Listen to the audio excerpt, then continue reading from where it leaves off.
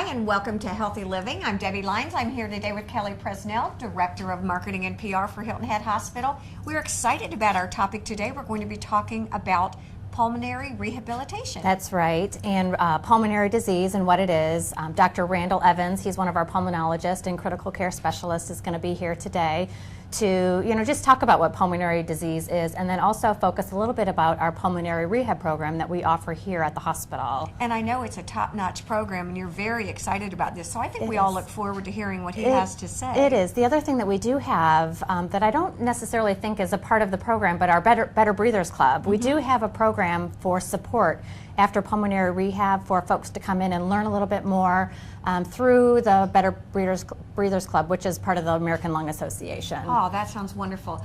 Let us now talk to Dr. Randy Evans.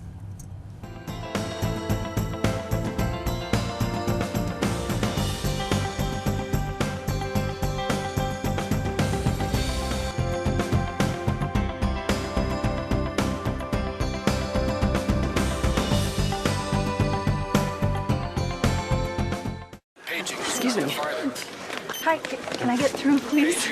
Dr. Newton. You know, there has to be a better way. A way to skip the ER waiting room. Like this lady over here. All she did was log on to inquicker.com to hold her son's place in line. Now they can wait at home and skip the ER waiting room. Now, which would you choose? This or this? Hold your place online at inquicker.com and skip the ER waiting room. Ooh, is that hot cocoa? Oh, help yourself. We went to the emergency room, and thank heavens we did. They discovered that I had 2 totally blocked arteries, and I ended up having double bypass open heart surgery. Well, I stayed in the hospital for just a few nights. To the staff at Hilton Head Hospital, I would express the deepest gratitude that I possess. They literally, quite literally, saved my wife's life.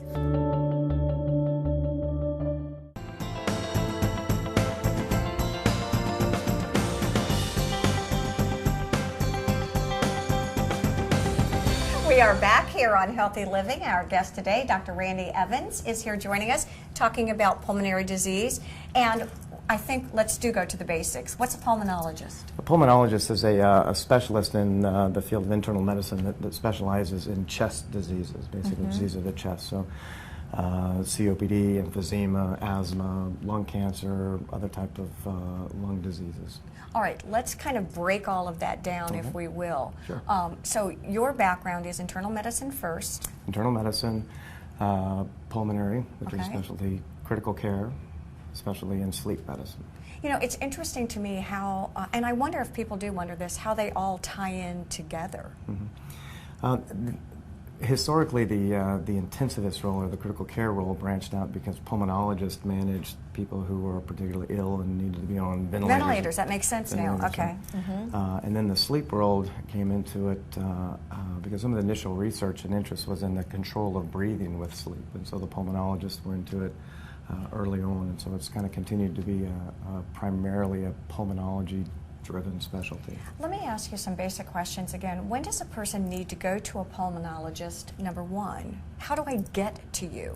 Is there a demographic that is more inclined to use you as, I guess, not a primary care physician, but someone that I would see regularly? Folks can get in to see us a number of ways. Oftentimes they're referred by their primary care physician if they have questions or problems with their breathing or abnormal chest x-rays or things like that. Folks also will come in on their own for evaluation of their respiratory status. So most often the self-referred folks come in because they're having some problem with their breathing. Am I going to notice when I have a problem breathing? Am I going to pay attention to that? Well, most often when it comes to the point where you are noticing it, that's often what triggers that there may be a problem. Because you know, it's interesting. I've got 3 children, and I've got a lot of children that I'm with all the time, and I see kids that seem to always have sinusitis. They always have chronic bronchitis. They seem to get pneumonia. Are people genetically prone to or have a predisposition to things like lung infections, bronchitis, emphysema? What causes those things? Well, that's a whole variety of disorders, and certainly there are certainly some genetic components to it. There's a strong genetic characteristic to asthma. Asthma, perfect. However, there's lots and lots of people who develop asthma and they don't have a family history to it. In terms of infections, they're very rare, but there's certainly some genetic disorders that make you more prone to infections. Okay. There are occasional inherited forms of emphysema that may show up later in life. So there certainly is a genetic predisposition for a number of these illnesses, but again, the vast majority of them may show up without any strong family history or genetic component to it. If you have a bronchitis and you get bronchitis again, are you more susceptible? Not necessarily. One has to look at what was the predisposing factor for why did I get bronchitis. It may have just been bad luck. It may have been because my kids are in daycare. Right, exactly. I have the 2 years of just going through it all, yeah. I may have an underlying lung problem. I may have asthma. I may have some smoking-related lung disease that makes me more prone to infections. Certainly if somebody has recurrent chest infections, that's a common reason for them to seek out our care. Can I ask you a basic, what is asthma? Can Sure, I ask you that sure. basic question? So asthma is a disease of inflammation of the airways, basically. We have this inflammation down in our airways. We don't necessarily feel the inflammation, but it leads to an increase in the size and the number of the mucus glands that are in the airways. The smooth muscles that surround the airways get bigger and they hypertrophy. The nerve endings that run down through the airways become more irritable. Okay. So there's a tendency I do not want an irritable airway. No, you Bad don't. thing. There's a tendency for those airways, the nerve endings to fire off and the smooth muscles to squeeze those airways down and the mucus glands to pour out. So it's a reversible airway narrowing is the definition of asthma. Are we seeing it more than we used to in children? Are we just diagnosing these kinds of diseases more? And the reason I'm asking all of these questions in this first part of the show is that we really want to talk about pulmonary rehabilitation because it's huge, it works, it's necessary. So I think if we can sort of set the stage for that, that's why I think these questions are really important to ask. So the asthma, certainly the incidence of asthma is increasing. And environmental factors? There's lots of theories behind why that may be. Interestingly, it's increasing probably more quickly in the more industrialized world. So that mystery is still out there. When you segue into the pulmonary rehab, that typically involves the older population, more focused on COPD, chronic obstructive pulmonary diseases. Go ahead. They are really the main folks that may benefit from the pulmonary rehab. And I hear COPD, chronic obstructive pulmonary disease, and I think many of us have that question because we do hear it. It's sort of an acronym that we all know or hear. What does that look like? So when you talk about smoking-related lung disease, which is really what COPD, chronic obstructive pulmonary disease, is reserved for. All right, so chronic means recurring. Obstructive pulmonary disease. So smoking affects your lungs in two ways. One is the destruction of the lung tissue itself. That's the emphysema part. And it also causes airway inflammation, not dissimilar to the asthma we were talking about. Okay. That part's been called chronic bronchitis or asthmatic bronchitis, lots of different names for it, but again, it's basically airway inflammation. At what point am I going to need this kind of rehabilitation, or at what point can it actually benefit me? And we are kind of jumping ahead, but we can. Well, if you look at folks with COPD, one of their main complaints is often shortness of breath. I can't do what I'd like to do. I'm limited by my breathing. What does that feel like for some of us? You know, I hear it, shortness of breath. I'm not sure that, is it when I'm on the treadmill and I'm going too fast, or I'm at an incline and I'm sucking in air trying to... That's exactly the sensation, and it can be brought about by different levels of activity, different levels of work. It depends on your underlying lung function, your level of conditioning, which is what we're going to talk about. All right. So often folks who come see me, they've got COPD, they're short of breath, they can't do their normal daily activity without significant limitation. Often in those folks, one of the main limiting factors for their ability to do what they want to do is in fact their level of conditioning, how good a shape they're in. Okay. Because it's very common, if we're short of breath walking up 3 flights of stairs. I'm not going to walk up 3 next flights time of I'm stairs. not, that's exactly That's right. right. I'm going going to to take stop. the elevator, yeah. So pretty soon, as I do less, I feel worse, I do less, I feel worse, and now I'm short of breath walking across the room, even though nothing's changed with my lungs. So I've created a vicious cycle. Absolutely. Oh, this is very interesting. Okay, so, and emphysema, I heard you sort of make reference to it as the tissue part. What does that look like? Well, if you If you look at the lung, if you take the lung out of the chest wall, it wants to collapse because it has a characteristic called elastic recoil. You stretch it, it wants to stretch back. This is so interesting. So with emphysema, there's actually destruction of the lung tissue itself. So it loses that characteristic. It loses the elastic recoil, so it doesn't have the collapsing force. I want every single kid in the world who to listen to this, don't you? Because I mean, it's real stuff. Well, and it contributes significantly to the limitations that folks have, because when that lung doesn't want to collapse as much, your chest wall and your diaphragm is always wanting to expand. Okay. So normally it reaches some happy equilibrium, but with the loss of that elastic recoil, the chest wall and the diaphragm expand, and it's like us taking a big breath and living way up here. And this is very uncomfortable. Oh, yeah. So the muscles that we use to breathe are at a mechanical disadvantage. Our brain knows that we're taking more work to breathe, and it interprets that as shortness of breath. The airways that run through the lung are no longer being tethered open by the lung tissue, so they tend to get floppy, for lack of a more technical term. And does this happen with chronic smoking or chronic inhalation of? Primarily smoking, but certainly other toxic exposures, but smoking is certainly far and away the more common cause of it. There's also a genetic form of emphysema.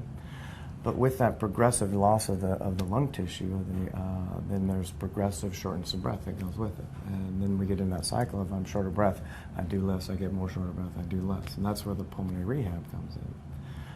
Because in order to really help folks out, you need to concentrate not only on modifying their disease, but also you need to help them get back in shape, you help them get exercising. Is some, and I'm jumping ahead too, I want to talk about is some of the rehabilitation, the habit, you get into that healthy, we were talking about healthy lifestyles. Well, there's a lot of benefits to it.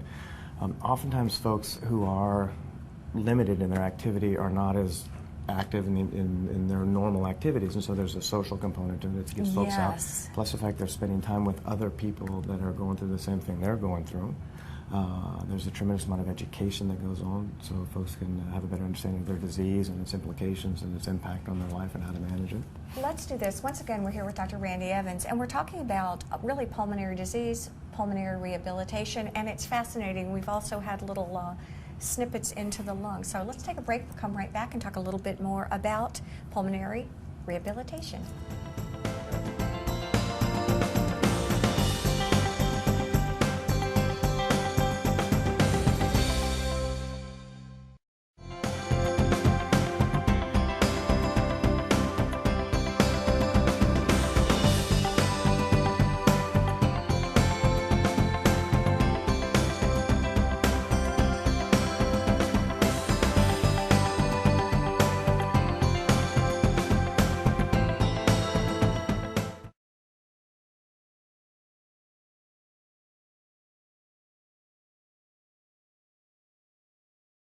Excuse me. Hi, can I get through, please? Dr. Newton. You know, there has to be a better way. A way to skip the ER waiting room. Like this lady over here. All she did was log on to inquicker.com to hold her son's place in line. Now they can wait at home and skip the ER waiting room. Now, which would you choose? This or this? Hold your place online at inquicker.com and skip the ER waiting room. Ooh, is that hot cocoa? Oh, help yourself. Hilton Head Regional Medical Center is located at 25 Hospital Center Boulevard. When traveling east on William Hilton Parkway, make a left-hand turn on Beach City Road, and the next left, Hospital Center Boulevard will be located just past the Hilton Head Library. Coastal Carolina Hospital is located on US 278 at Exit 8 on I-95. Telephone is 843-784-8000. On the web, www.coastalhospital.com.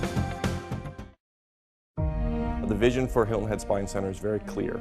It's to provide world-class spine care to our patients. Physical therapists were there. They were there holding you up. It's nice. I just love working with all of these patients and their families and getting to know them and helping them on their journey. My life is definitely better, and I'm glad that I came here at Hilton Head Hospital.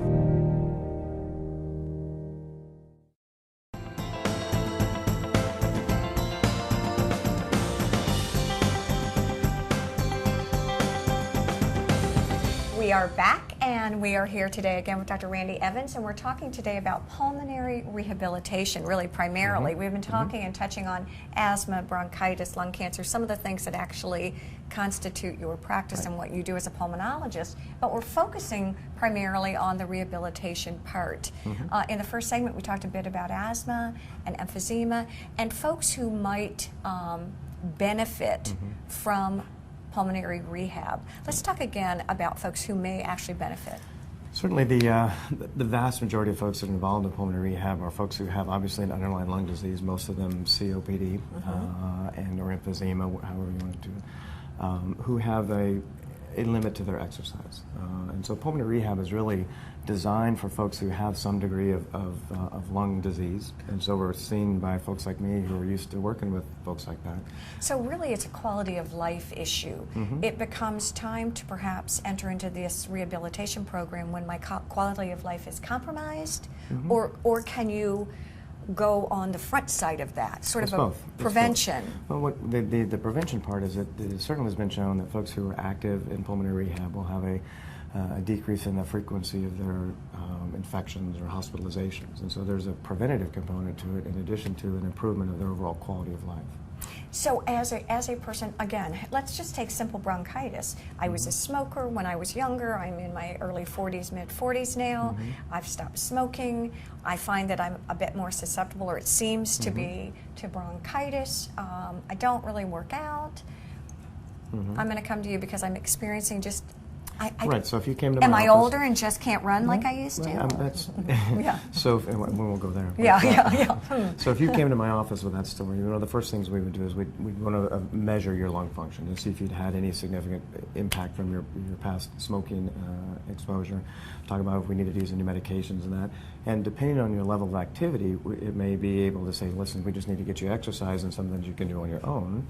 However, we're going to go, really? Right. But then I've got a lot of folks who, if I tell them, listen, well, I need you to go walk and exercise, that as soon as they do and they start getting short of breath, then it's, geez, am I doing enough? Do I do too much? You know, there's a lot of anxiety that goes when you get short of breath.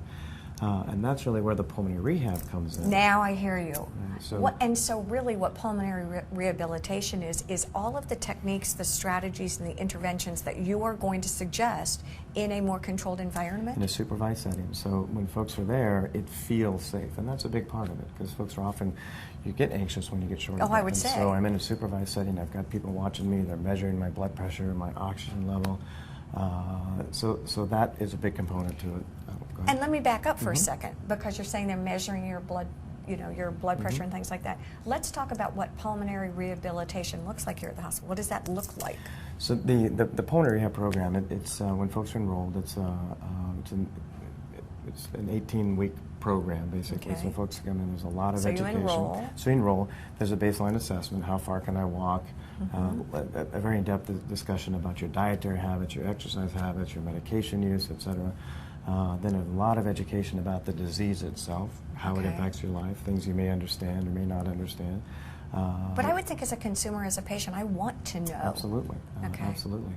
And then with that, an assessment of your current exercise capacity, and from that almost a prescription for exercise. And so then it's an exercise program that involves anywhere from a treadmill to a stationary bicycle to resistance training that's again done in a supervised setting.